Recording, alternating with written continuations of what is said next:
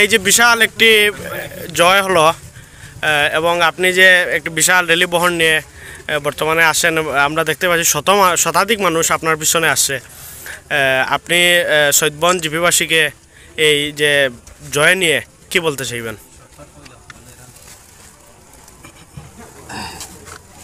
জয় নিয়ে আজকে আমরা সকাল থেকে সেন্টারের ভিতরে মানে খুব অসুবিধার মাঝে সব কাউন্টিং মানুষও আসলাম হিসাবে আজকে সব কিছু বইতাম পারি আর না অসুবিধা সকাল থেকে আমরা বহুত সময় গেছে এই ব্যাপারে আমরা মোটামুটি আপনারা লইয়া বই এবং আলোচনা করব।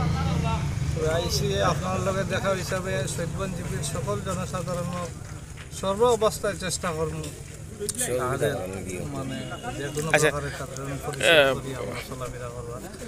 কত ভোটে আপনি বিজয়ী লাভ করলেন?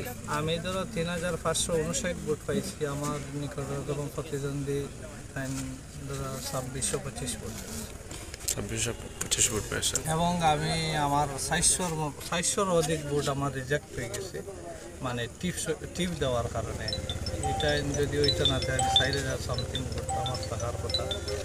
আমি বলিপার এবং মনপুর পার্ট 1 এটা জায়গার যেটা ভোট পাইছি, আলগাপুর পার্ট 5 নতুন হিসাবে নিতাইনগর মনে করেন নতুন যেগুলা বেলে যাইছে আমি যা পাওয়ার আশাবাদী তার থেকে অনেক বেশি ভোট পাইছি, অনেক বেশি।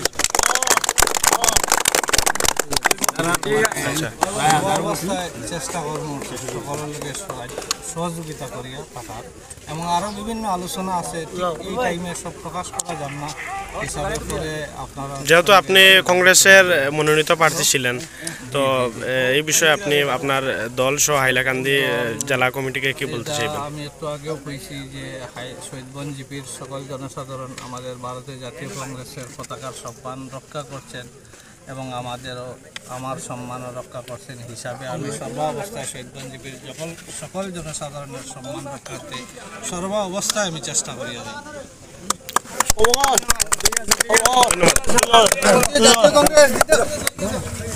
ভারতীয় জাতীয় কংগ্রেস ভারতীয় জাতীয় কংগ্রেস জিন্দাবাদ, ভারতীয় জাতীয় কংগ্রেস জিন্দাবাদ।